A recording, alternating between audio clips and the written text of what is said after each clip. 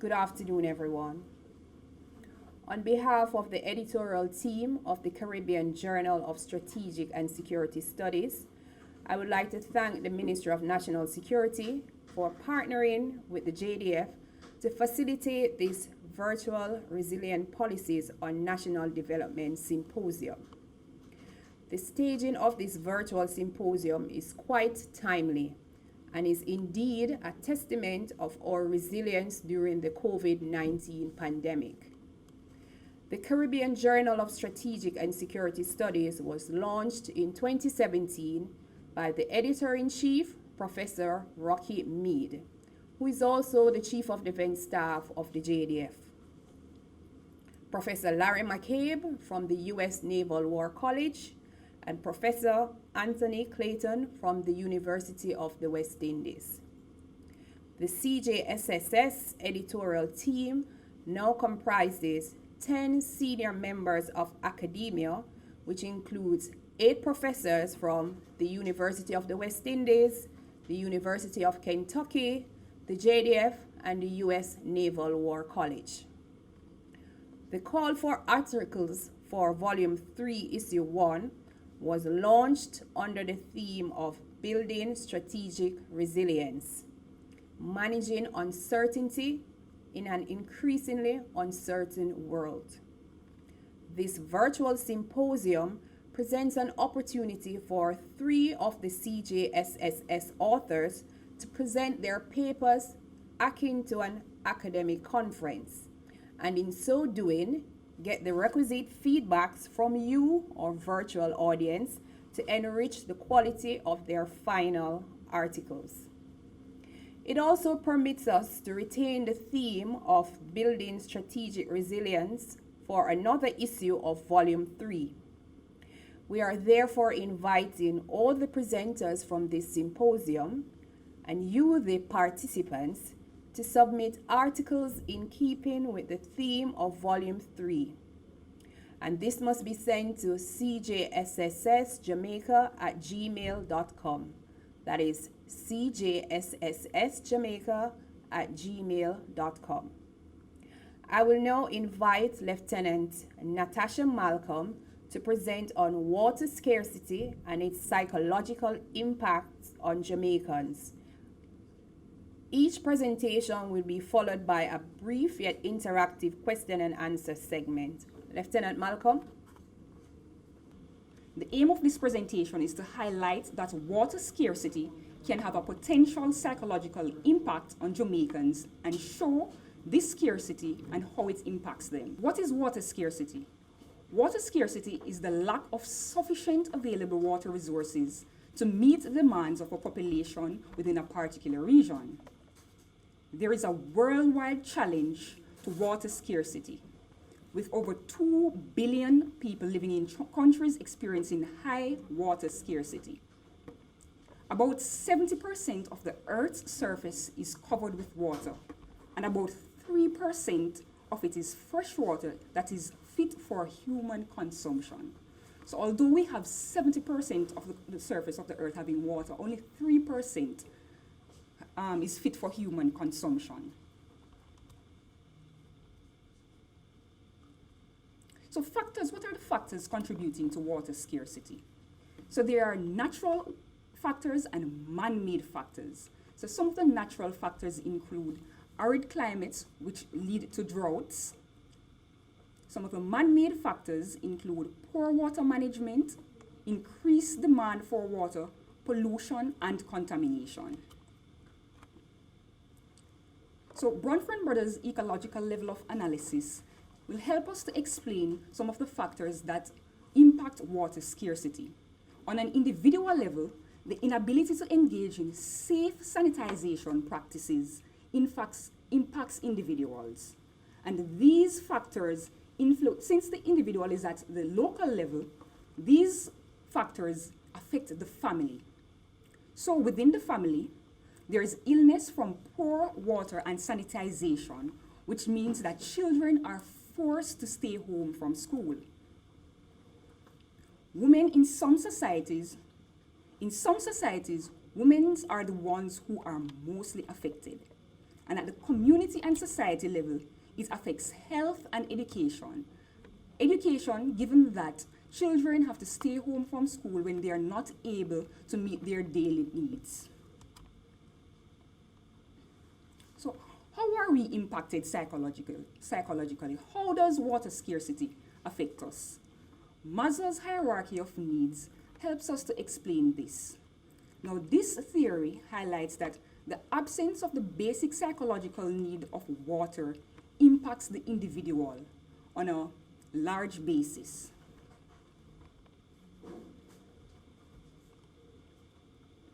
So, the physiological need of water is one of the basic or primary needs, and Maslow's hierarchy shows that, or explains that if this need is not met, it is difficult for us to move to other levels.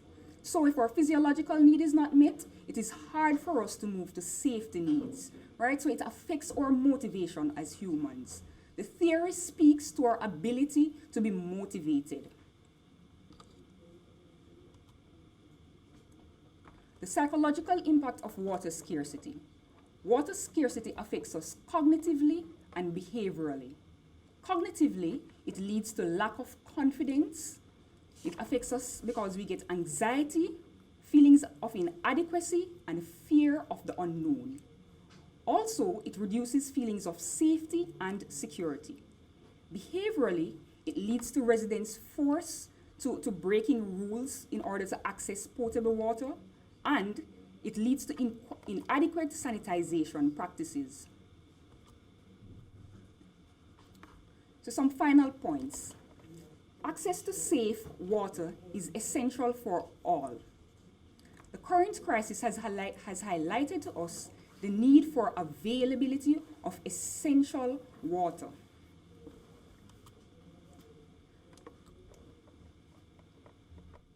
It is therefore important for us to take the necessary steps through establishing water funds, developing and enacting policies and regulations, and improving the distribution infrastructure within the island. Thank you. Are there any questions? President Malcolm, just a quick question. During your research, were you able to extend your study to other Caribbean territories to see if there were similarities in the psychological impact and how they were able to remedy this? All right, thank you for that question. So the research focuses on Jamaica.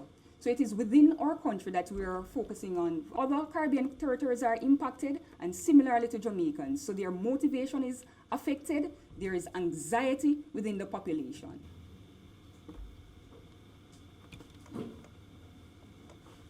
LT Malcolm, with gender optimization and all of these things, I realize that you said women are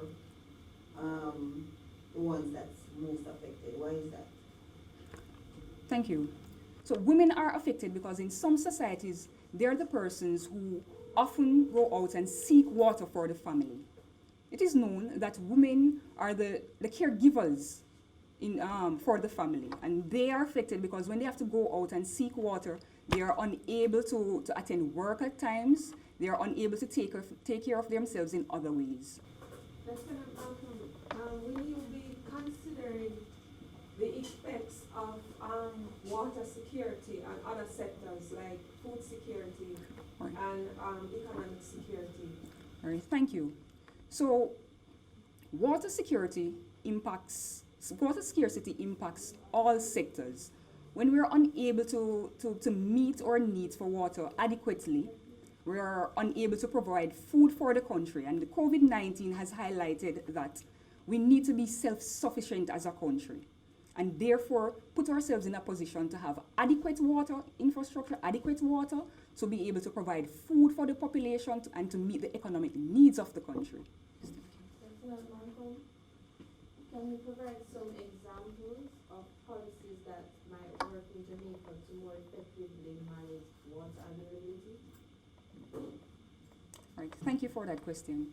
So it is the intention for us to come up with policy. Policy is not at the local level. There are a number of sectors that would have to be integrally involved in order to come up with policy direction and regulations. Thank you so much for your questions. Thank you, Lieutenant Malcolm. To come to the lectern, Dr. Nicole Scott is the Deputy Dean of Micah University College, and her co-author is Mr. Horace Hines, the General Manager of JN Money Services, and they will be presenting on cybercrime and the Jamaica remittance industry. Here in this session. Now, before we go into the presentation, I'd like everyone to get a visualization. You leave the building you're in and you go to your car, you're driving, and you realize that you need gas. You stop at the nearest gas station and you fill up and you pay with your card. Because come on, who walks with that much cash these days? You go home and the ton of your yard order has you home until Sunday when you decide to go to the supermarket. You fill your shopping cart and you hand your card to the cashier, the very card you used to purchase gas, the card to which your salary is transferred, and it declines. Confident that you have money in your account, you say, try again, and it declines. You ask, is the system working? And the cashier retorts, of course it's working. I'm not aware of any problems. You reach for another card and you pay. The transaction is successful. Puzzled, you stop at the nearest ATM and you check your balance, and your account has 800 Jamaican dollars. In disbelief, you go home and you check the history via your online banking, and it's confirmed. What's confirmed? You've been robbed. Here begins your frantic call to your financial institution. Now, this occurrence isn't new, and it's actually quite common and is related to our brief talk today about cybercrime and the Jamaican remittance industry.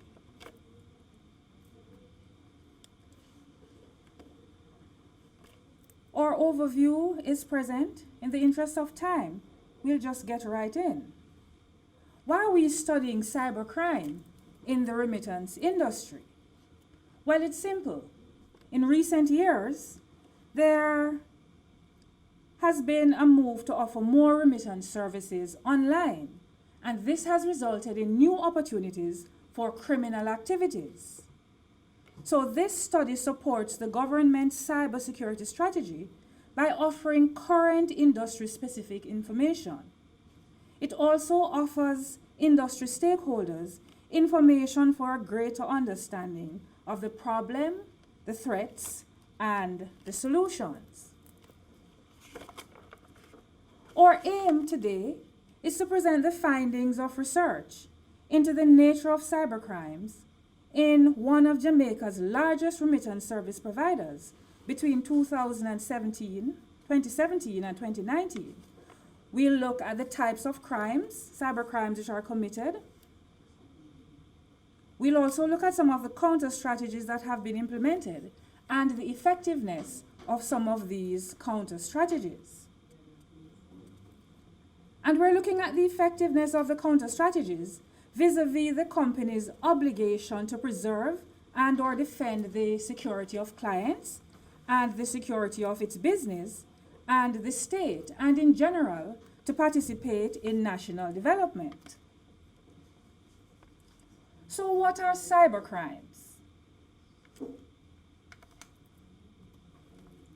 Cybercrimes are defined as those computer-mediated activities which are either illegal or considered illicit by certain parties, and which can be conducted through global electronic networks like the internet. So there are different categories of cybercrime. There is cyber trespassing, there is cyber deception and theft, there is cyber porn and obscenity, and there is cyber violence. WAL 2001 gives us some more information here. So cyber trespassing is really crossing invisible yet salient boundaries of ownership online, and that's undertaken by hackers. These are the people who send malware to the system, who send ransomware. And then cyber deception and theft are all forms of criminal acquisitions which occur online, like fraud and identity theft. Let's operationalize remittance. These are transfers made from earnings and or accumulated stock of wealth by individuals who are resident in a foreign country on a temporary or permanent basis. Now, remittances are important to the Jamaican economy. For the calendar year 2019, approximately $2 billion was remitted to Jamaica, and this accounted for 16% of the country's GDP. The remittances are used primarily to support family, so to pay for food and utilities, to cover medical and school-related expenses. But we are aware that some of these remittances could be going towards supporting criminal activities. And remittances are beneficial in many ways. The inflows, for example, ease foreign exchange constraints and improve balance of payments. In addition, they are net additions to reserves. Another benefit of remittance inflows is that they raise the immediate standard of living of recipients. But of course, there are some costs to remittance inflows, and one such cost is unpredictability. You just don't know sometimes whether or not you're going to get these inflows. Another cost is that the remittances are spent on consumer goods, which increases demand and inflation and pushes up wage levels. Now, the remittance companies in Jamaica are represented by Jamaica Remittance, Jamaica Money Remitters, and the membership includes companies like JMMB, Money Transfer Limited, JN Money Services, LASCO, Alliance Finance. There are several of them.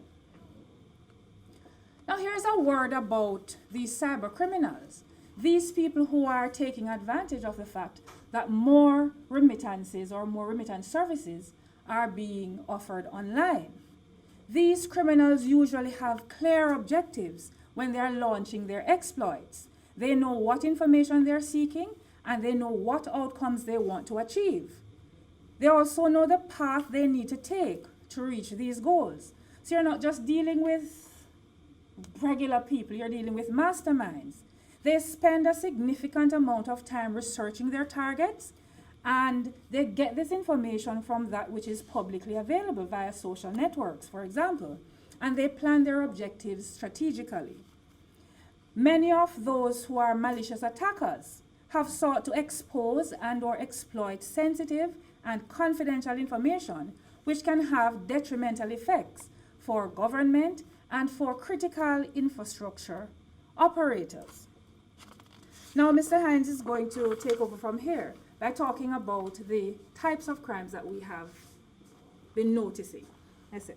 So, good afternoon. So, typically in the remittance industry, we would have been faced with identity theft, consumer fraud, which we typically in Jamaica call lottery scamming, robbery at the point of payouts, which is where is usually highly cash intensive. And in recent years, we have been noticing phishing, skimming, and in terms of phishing, we call that cyber trespassing. So usually persons will get an email requesting pertinent information to reset your password, to send money to a relative or a friend who is stranded somewhere and needs funds urgently. Skimming typically occurs, as Dr. Scott made in her opening, where you would use your card at some point, at which they would use a device to obtain the data that's there, and they would use that to clone to access the funds from your account or your remittance card. Or if you go to the ATM, sometimes the ATM can be compromised, and they get the data there. In addition to that, there's also identity theft, which occurs what we generally call data leakage. So whether it is internal employees that will give out your information, or via malware, putting a virus onto your personal equipment or the company's equipment, they can obtain this information, and then once they have your identity information, they can use that to either engage in other transaction or to commit your identity to other businesses, which is most times illicit. In terms of the frequency of cyber crimes, typically the remittance industry, maybe over the last 10 to 15 years, has been grappling with what we call scamming. But in recent years, as we now seek to move to a more digital economy, we have seen an increase in cyber crimes. So what would happen is that the increased use of online channels, also as we tend to bring people onto digital platforms, a lot of times the customers themselves are not ready for the platform in terms of the knowledge that they have. So just a simple thing as not sharing your PIN, not giving out your username and password are things that some people take for granted.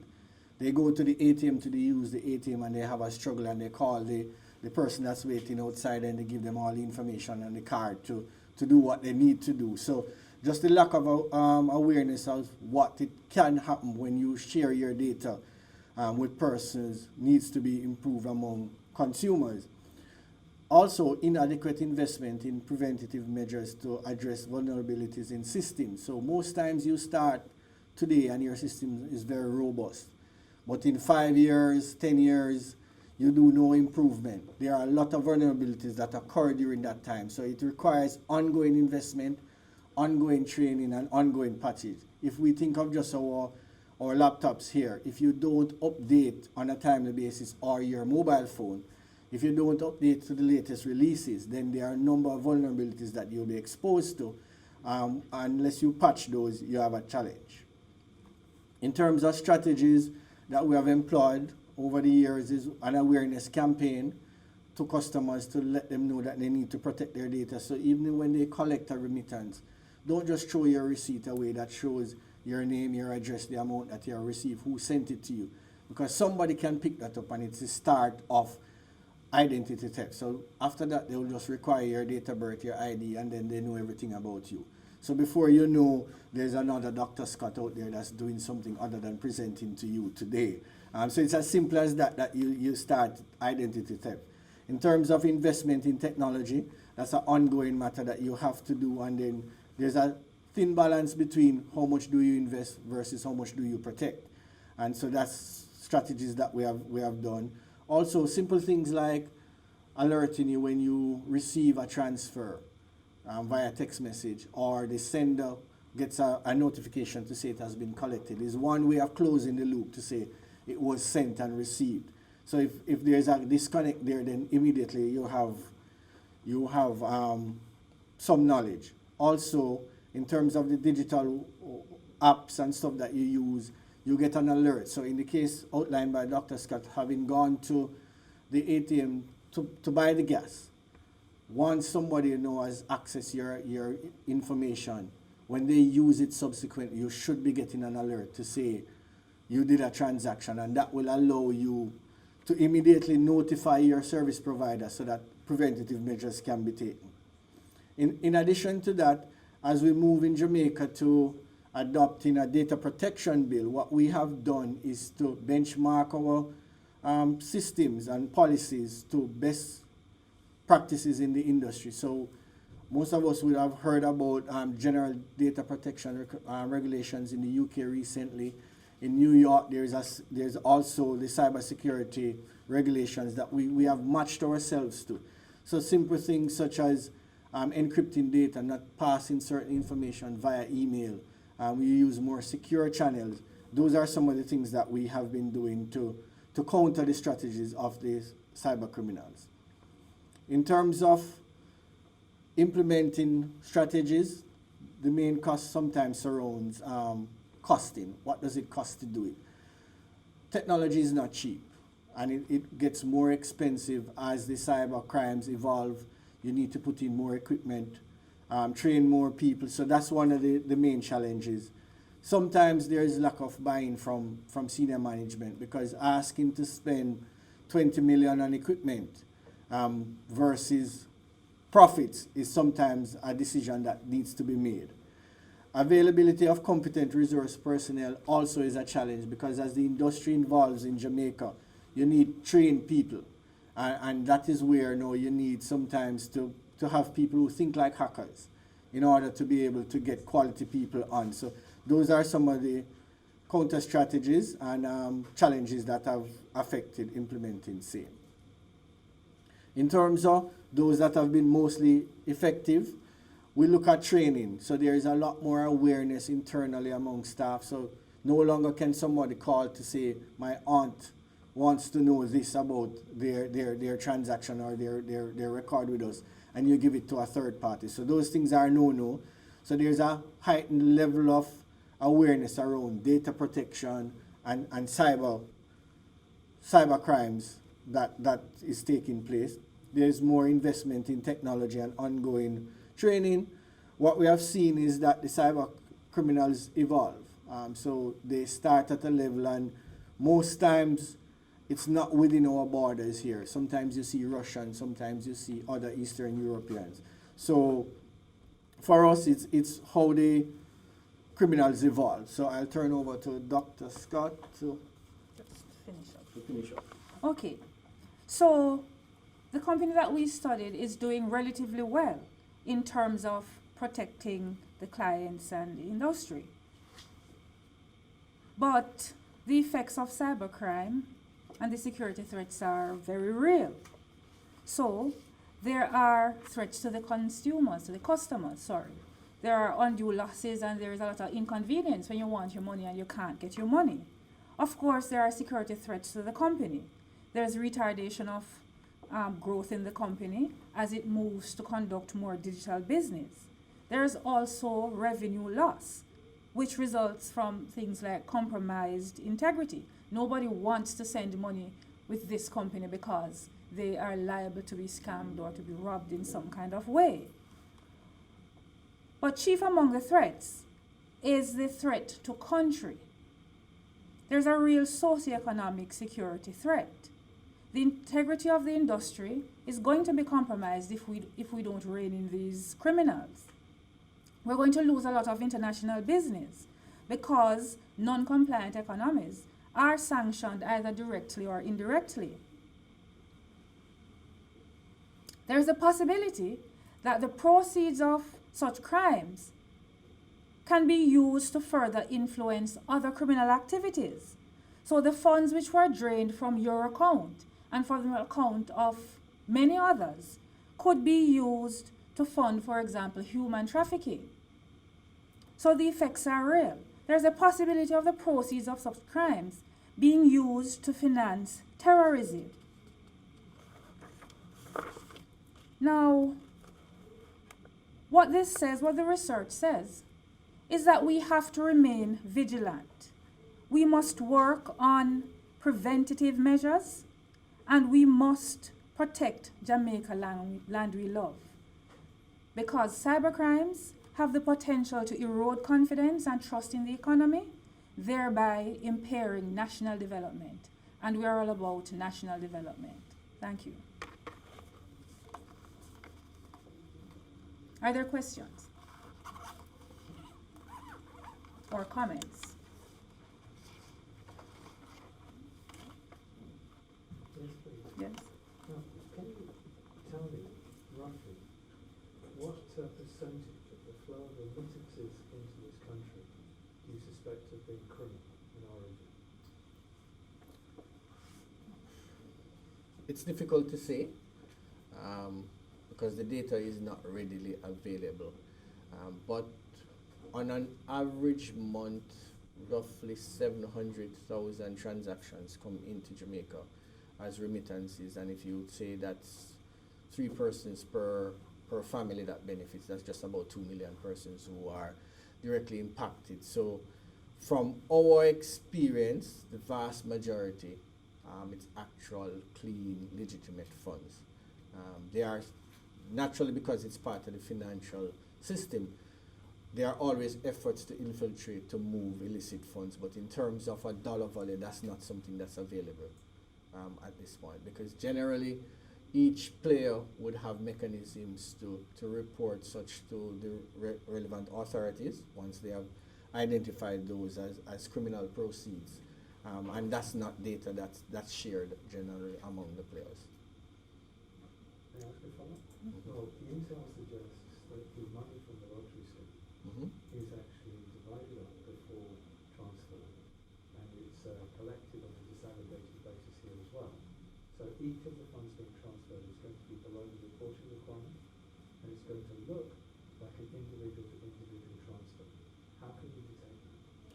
So, while this research did not focus on the lottery scamming, based on other information that I have, there are other strategies that you use to identify. So I will digress a bit to say that lottery scamming has, as in cybercrime, evolves over time. So previously it would have been a large amount from typically a Caucasian person in Midwest USA sending into Jamaica.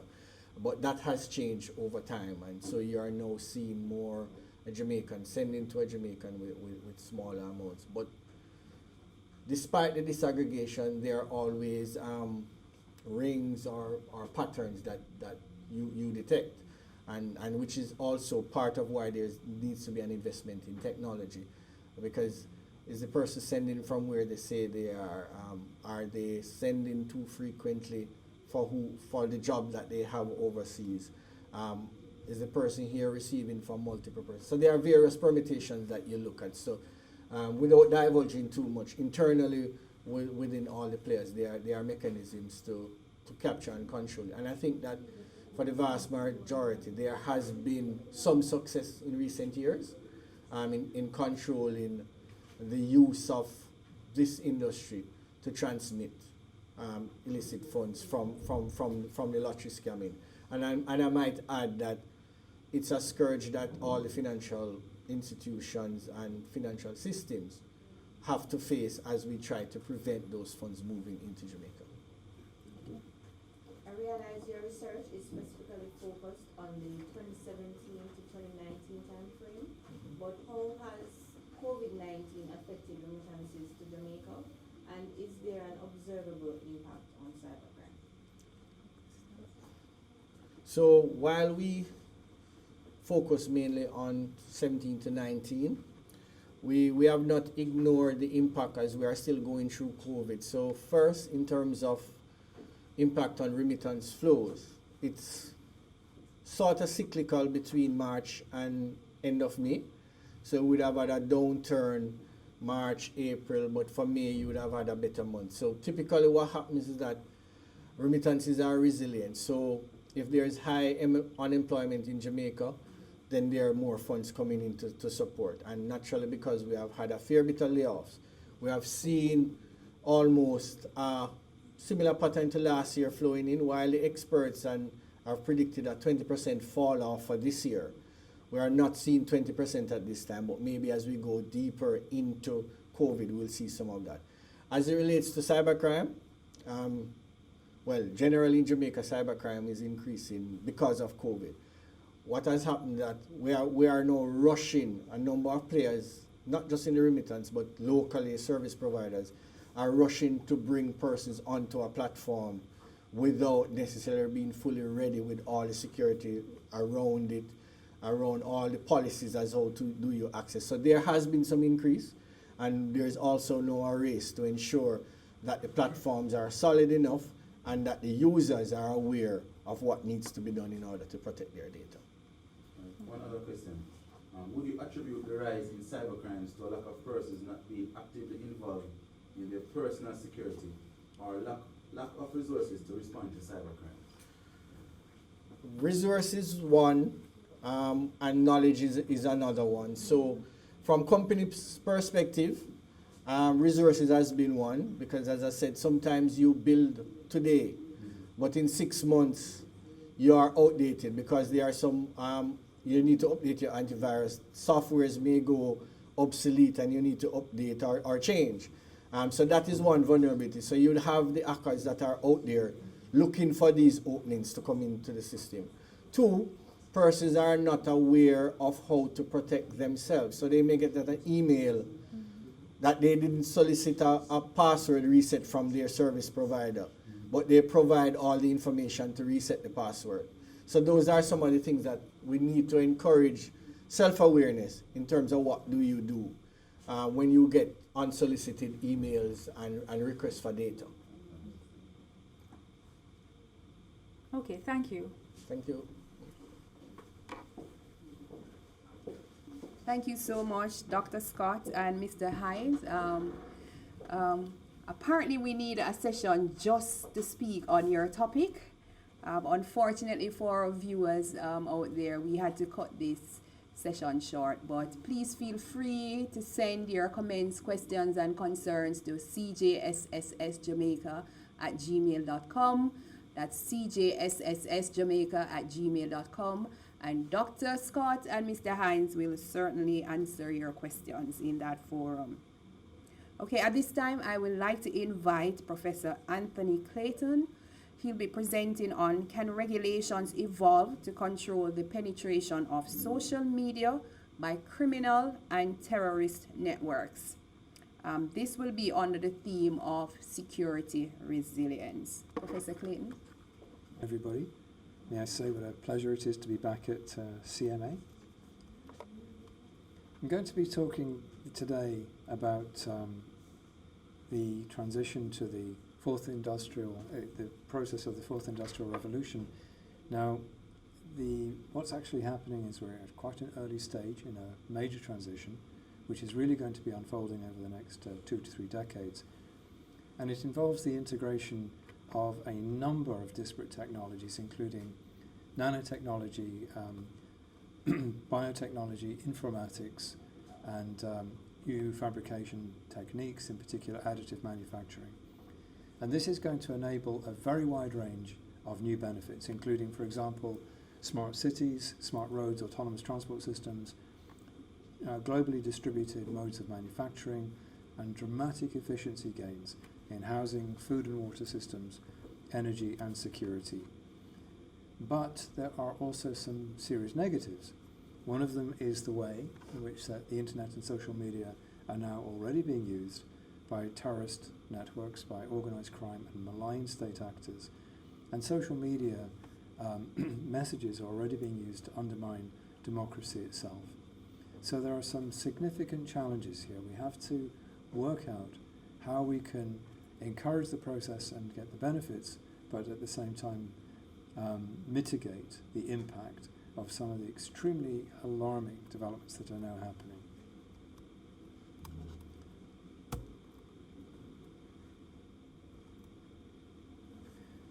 Let me just give an example here of the extent to which organized crime is now using the internet.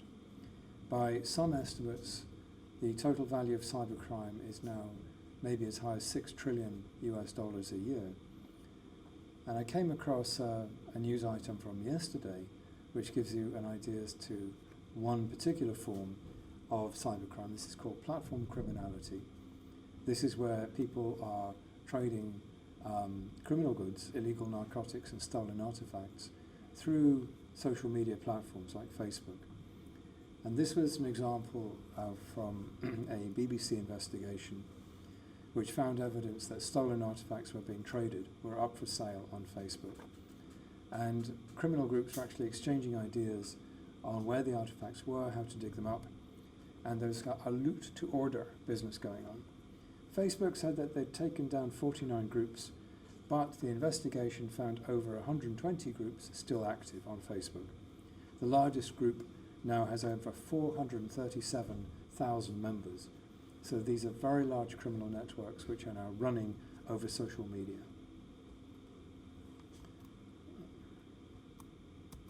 Sorry, we're having a little bit of technical difficulty here. Let me just abandon the slides. The other major problem that we're experiencing is the use of social media by terrorist organizations.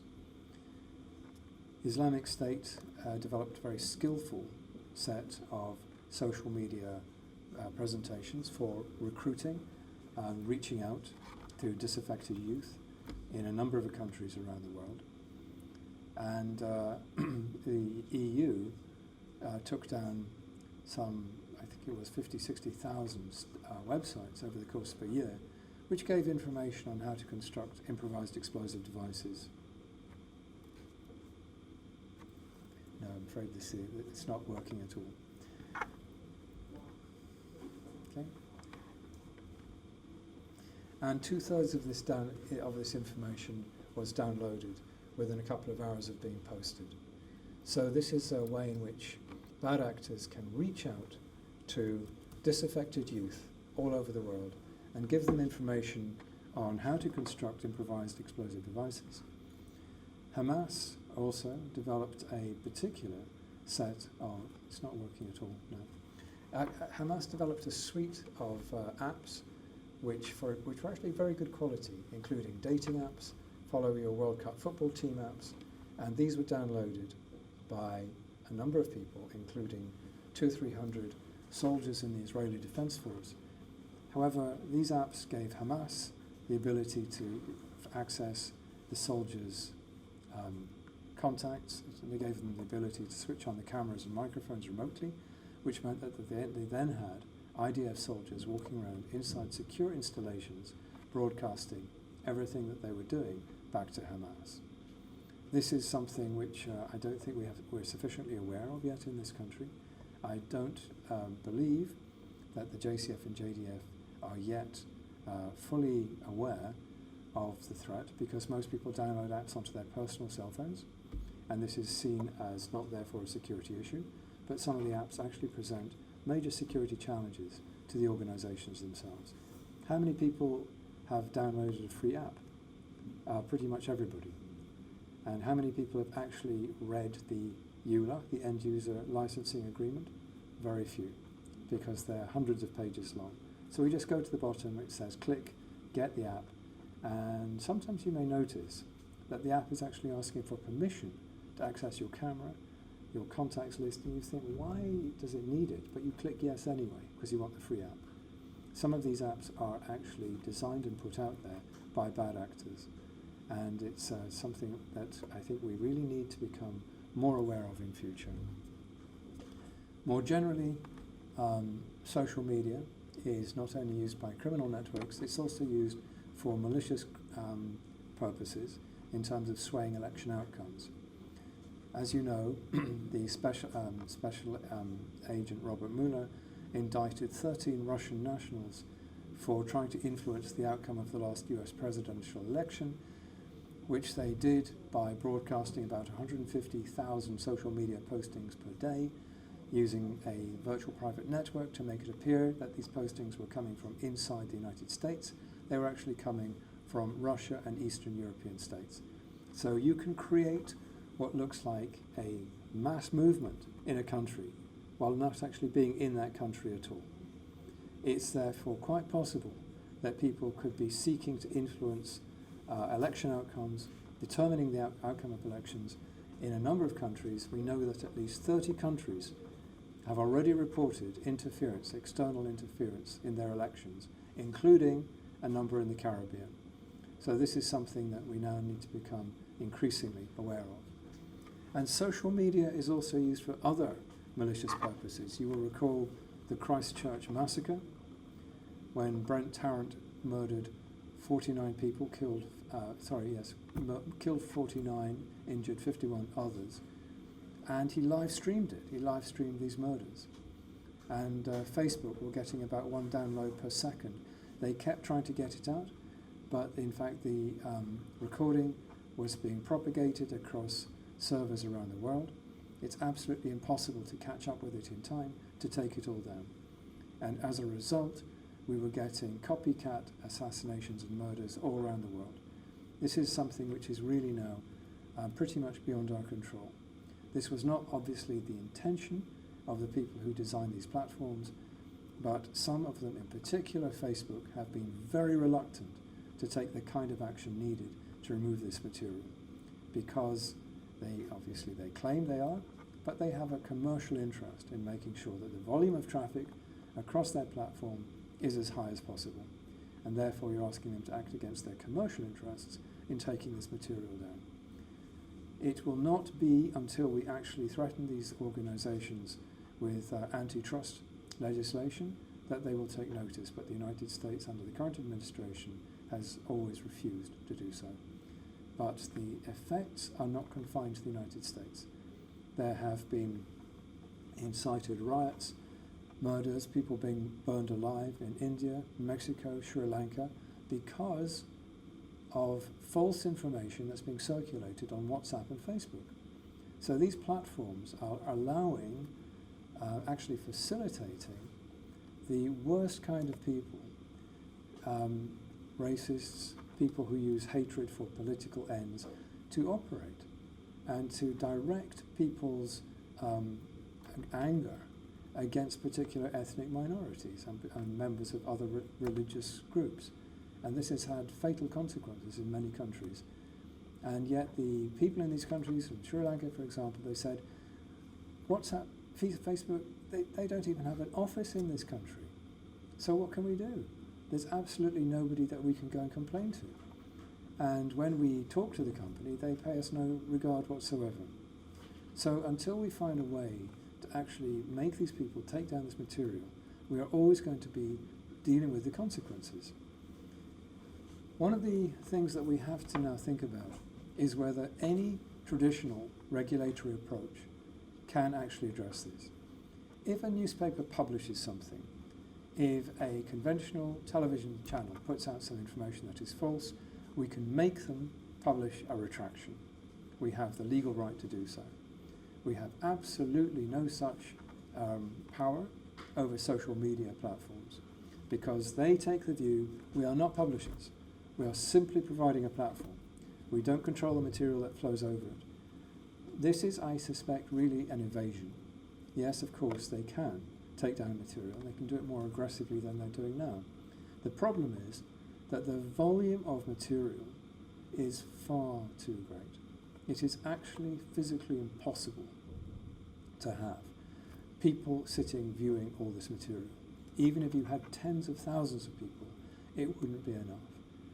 It would take one person their entire life simply to view the material that's uploaded to YouTube every hour.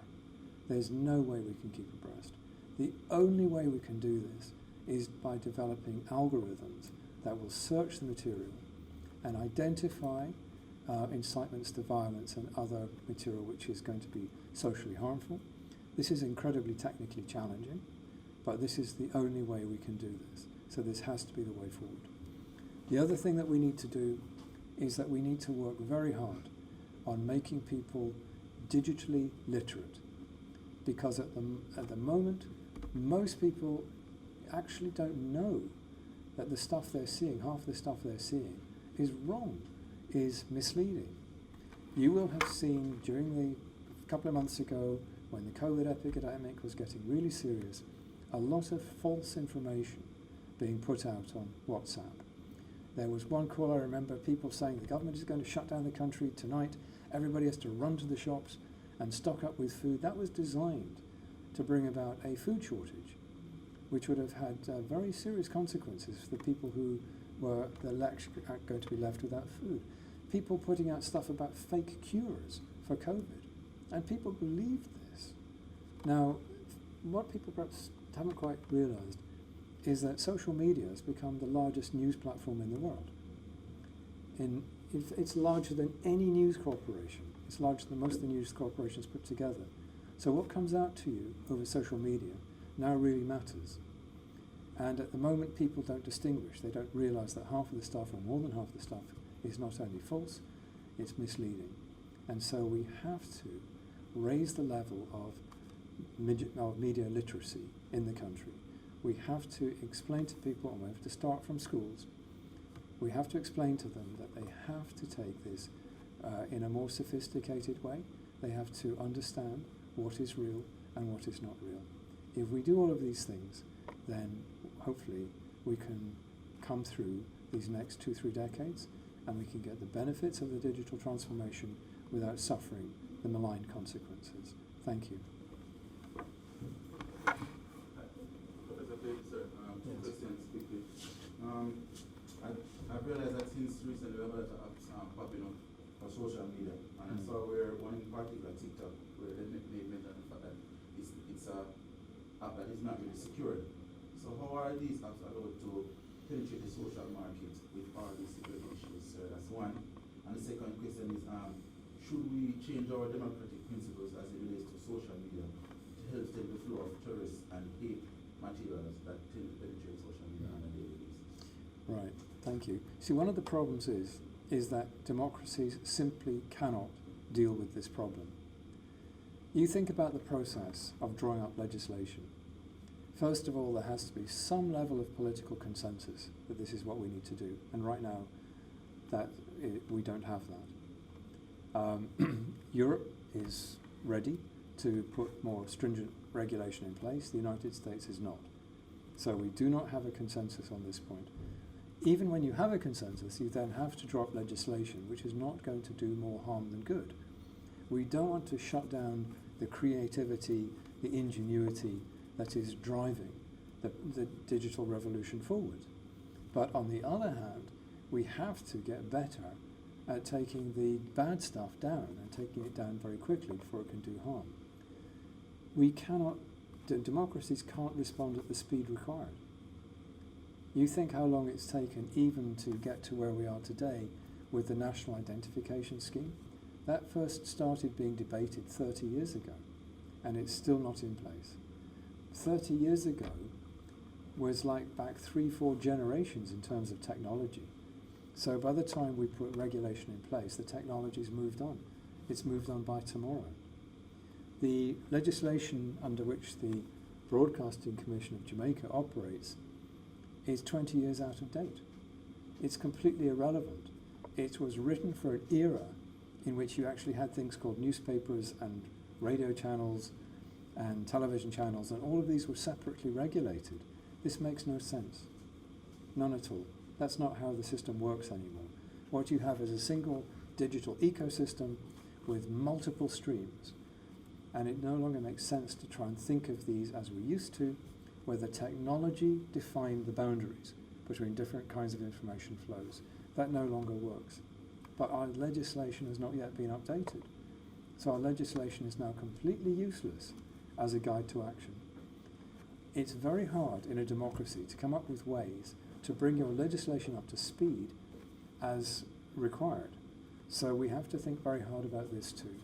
Can we come up with a democratic way of deciding the direction of travel, but then the technical implementation then has to become an apolitical process? In other words, it has to go over from the political decision makers to a technocrat who can then actually act and, as necessary, amend the details of the law to keep abreast with new abuses as they're developed. Yes, ma'am. Right. Is there any data about the number of disaffected Jamaican youth who may be involved in social media mediated crime? There is some. The JCF actually pick up quite a lot of this. What's happening is that people now actually will record murders and rapes, and then they'll circulate these on WhatsApp. One of the reasons why WhatsApp actually put a limit on the number of times you can forward a given item was actually to try and reduce the rate at which information of this kind could be distributed. The reason why the gangs do this is that they want to big themselves up and they want to inflict yet further suffering on the families and the friends of the victim. So they use this, they use WhatsApp as another front in gang warfare. We're aware of this. It's not that extensive yet, but unfortunately it probably will become so unless we can put more practical measures in place. The question of fundamentalist organizations reaching out is, I think, a very live issue for us now. Hamas now have 3 major bases in Venezuela. As you know, a number of foreign fighters went from Trinidad to the war in Syria, Trinidad actually sent more foreign fighters to Syria than per capita than any other nation in the Western Hemisphere. So there's a significant locus of terrorist network activity in the Caribbean already. And this is something which the networks now know how to do. They know how to come up with messages which will resonate with disaffected youth. And the message is all about, you're not just some lowlife, okay? I can tell you why you're in the position you're in. You've been oppressed. I can tell you who your oppressors are, and this is how you can strike back at your enemy. Right, so what are your suggestions for mitigating the threats created by these disaffected youth becoming involved in this? The only way you can do it fundamentally is you have to actually work with the disaffected youth yourself. Think of this as a way you can inoculate your society. It's like a mass vaccination program.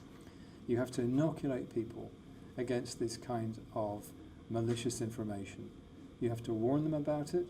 You have to show them what it looks like. You have to tell them why it's wrong. And then, if they are exposed, it's less likely to have an effect. The ones who have been affected, even more important, you reach out with them and you put them through a program of de-radicalization. You need people who they respect to talk to them and explain why the information that they have been given is false and misleading and harmful and how they're being used. Ma'am. Can IT companies develop bias-free algorithms that determine what is fake news and what is something the IT company simply does not agree with? Who defines what bad stuff is beyond the obvious, such as live streaming criminal activity? Nobody's got this right yet. Nobody.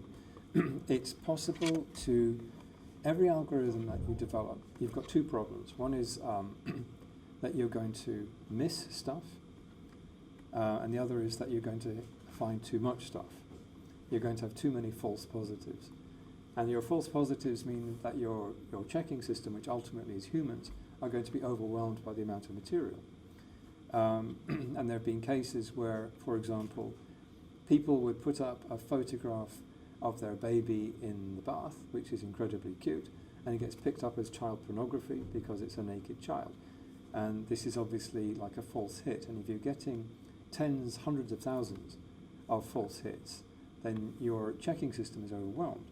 But on the other hand, you may be missing some really important stuff.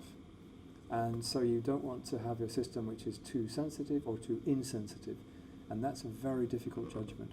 There's also a question of what is acceptable criticism and what is actually incitement to do something bad. A lot of countries, a lot of the authoritarian regimes around the world, including, for example, Turkey and Russia, are saying that fake news is anything that they don't like, anything that criticizes the government. And because it's fake news, that the people putting it on should be arrested.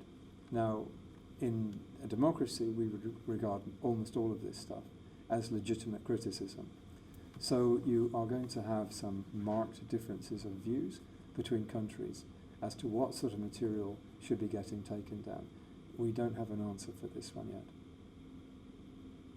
I take your point that critics complain social media companies like Twitter and Facebook seek protections by claiming they are not publishers on their platforms. That said, if governments were to strengthen regulations to take a more narrow view of social media companies' neutrality, doesn't this risk government censorship and stifle free speech on these platforms? I'm not in favour of stifling free speech at all. So there has to be legal safeguards for free speech. On the other hand, a lot of the news that you get through other channels is actually already regulated. So, for example, we don't allow newspapers or television stations to put out inappropriate material at the wrong time.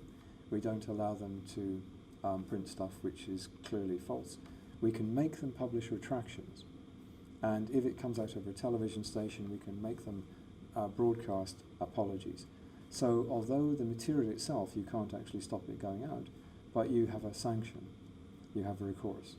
And if there is a pattern of really egregious offending, It is actually possible under some circumstances to remove, for example, to remove somebody's broadcasting license. That almost never happens, but it is the ultimate sanction. You have no such sanction with social media companies, none. And they're not even, they don't have any physical presence here at all. So that means that the kind of regulatory framework that conventional media houses operate under doesn't apply. You may say that's all about free speech, that's certainly the line that they would take, but when you think of the volume of now criminal and harmful, and in some cases terrorist-linked activity is now going over these platforms, this is a situation that most countries feel we can't put up with this anymore. There has to be some process for regulating these channels. Yes, ma'am.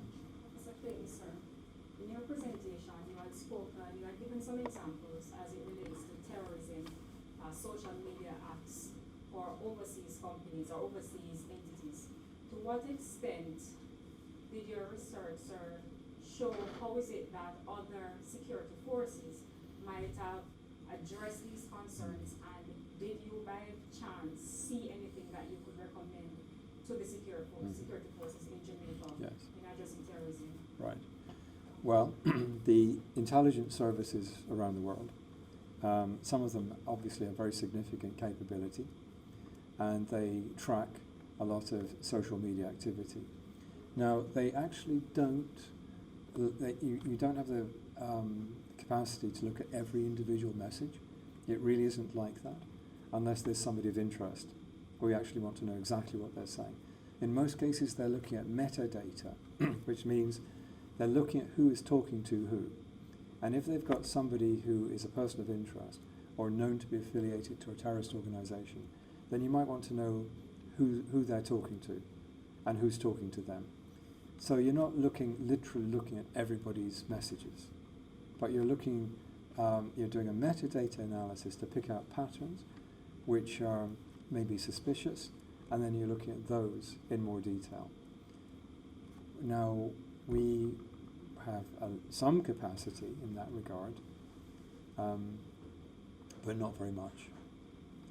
Not as much as we would need. I know that the JDF have some and the JCF have some, but if we're going to be more effective, we would actually need to create a unified intelligence architecture and possibly an intelligence fusion center for more effective combining of intel both from this country and from overseas allies. Some of our overseas allies do have more technical capacity in this area than we do, but we could work with them so that we could have any particular problematic issue, like, for example, people trying to reach out to disaffected youth in Jamaica with messages inciting violence, not necessarily from this country, but from another country. If we could have that flagged to us so that we could identify it and do something to mitigate the damage. In that case, just remains for me to say thank you very much indeed. Professor Clayton. At this time, I would just like to say thank you for the active participation in this symposium, particularly as it relates to the Caribbean Journal of Strategic and Security Studies. And please feel free to submit any questions or concerns about the journal to cjsssjamaica@gmail.com. That's cjsssjamaica@gmail.com. And we're looking forward to your articles. You may also access free copies of the journal at bookfusion.com. So our journal can be accessed free of charge online at bookfusion.com. Finally, it is our intent that the CJSSS would be the premier resource for students, academics, as well as the public and private sector professionals in Jamaica, the wider Caribbean region, and the world. We are keenly anticipating the submission of your articles in Volume 3, Issue 2, and also in future volumes of the journal. At this time, we would encourage you to log in to the breakout session for resilience and security. Thank you so very much.